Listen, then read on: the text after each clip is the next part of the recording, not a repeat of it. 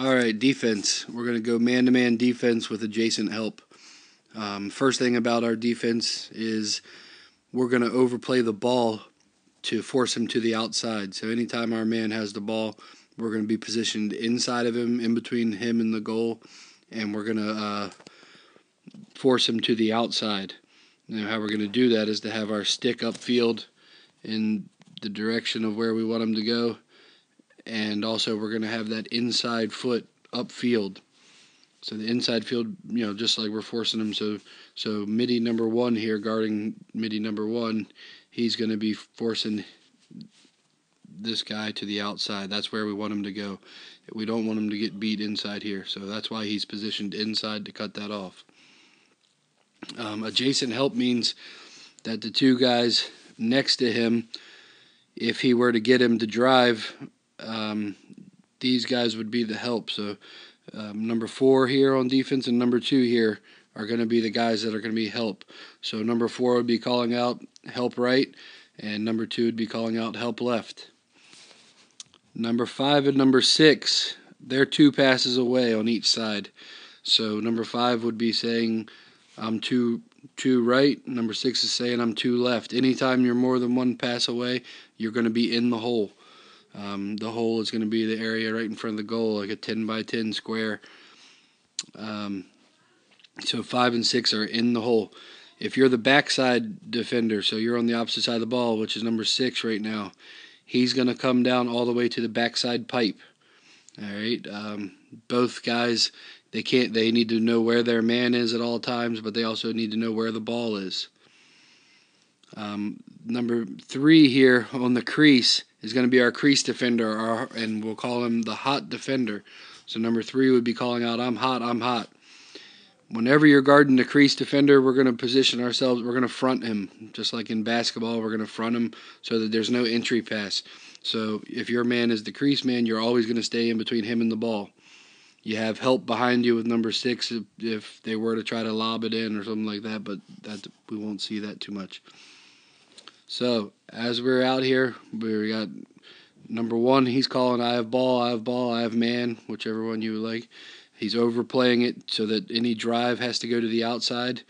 If he does start to drive, number 4 can squeeze there and help out and force the pass to be made out here. Bring him back.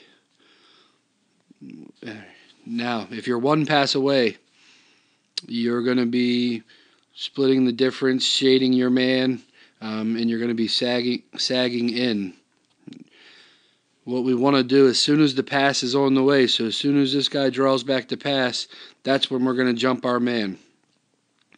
We're not going to go for the steal in the air. We're going to go for a nice poke check when you get there when the guy's trying to catch the ball. And if he overthrows him or if the ball's on the ground, we're going to be super aggressive at that point to get the ball when it's on the ground. So pretty much that's going to be how we cover it. So the stresses are going to be playing everything to the outside, having our crease defender front the crease offensive player, making sure that anyone that's 2 passes away is going to be in the hole, and the 2 help guys identifying themselves and knowing that they're the next pass. So they're 1 pass away, knowing that as soon as that ball looks like it's leaving the offensive player's hand, that if it's coming to their man, they're on the guy as he catches the ball. So on the first pass, we have it going over here to the side. So midi number 4 will be jumping that. We have midi number 1 up here, or defender number 1. He's going to sink back. He's help left. Defender number 5 is going to be help right. When we have the ball on the wing here, defender number 4 is going to play his man down. He wants to keep him below goal line extended. We don't want him to drive the ball back up this direction. We want to keep him down in here. So he's going to overplay him to his left and try to make him drive in there. Number 3 rotated around so that he's still fronting his man on the crease.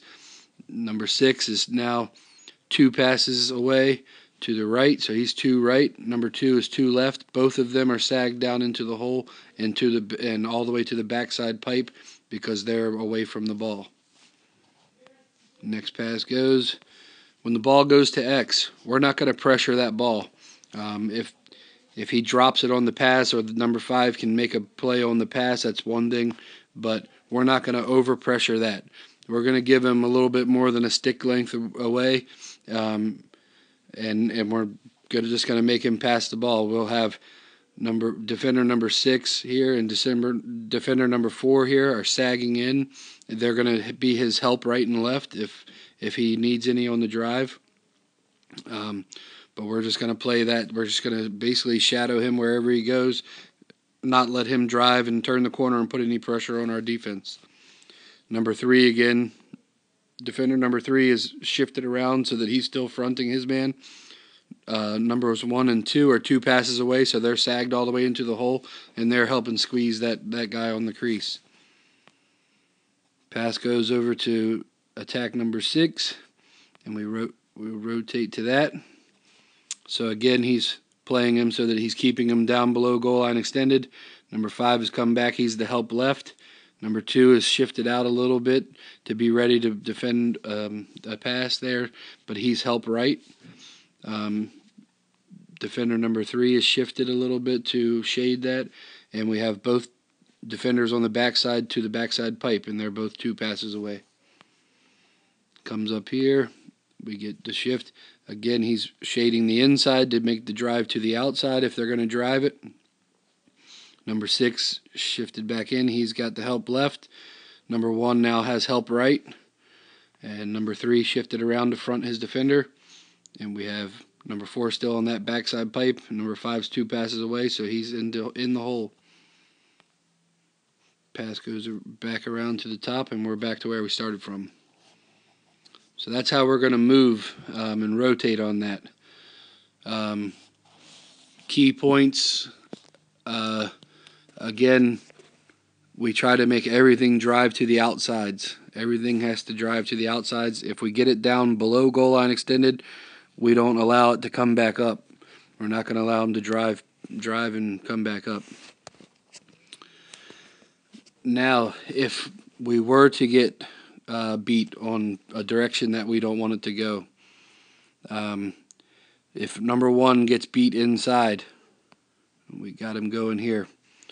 Number 3 is our hot defender. The hot defender and the goalie are the only 2 people that can call fire. When fire is called, it's a zone defense now. It's a zone defense which brings at least 4 guys. It'll bring all guys back to the crease. But number 1 should be D'ing up, chasing on number 1. Once the fire call is made by the goalie or the hot defender, we have the double team now here. On fire call, that'll bring everybody else into the hole. And we're going to squeeze this here. So we squeeze the crease man. We have everybody else in the hole.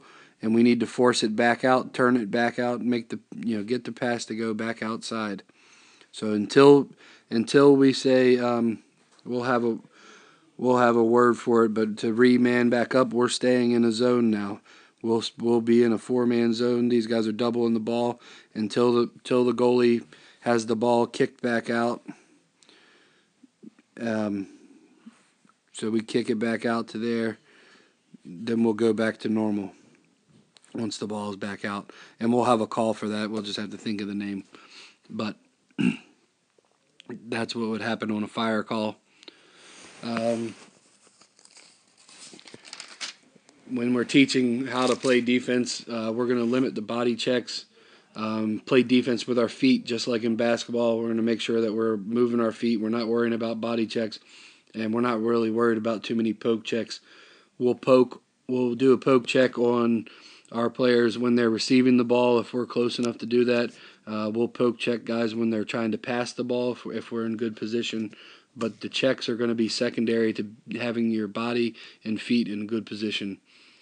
The only time that we're going to really be super aggressive going after somebody is when the ball's on the ground. So if the pass goes to your man and the ball's on the ground, we're going to attack it. And if we get one guy there and he's battling for it, we're going to try to get a second defender there, and we can go zone back in the hole, but we'll go over that in practice and go over that later.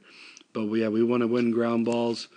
And the only other thing, another teaching point, is making sure that these guys that are one pass away are really anticipating the pass coming to their man, and as the ball's in the air, being to the man and beating him to the ball so that we can get a poke check on him to hopefully interrupt that pass.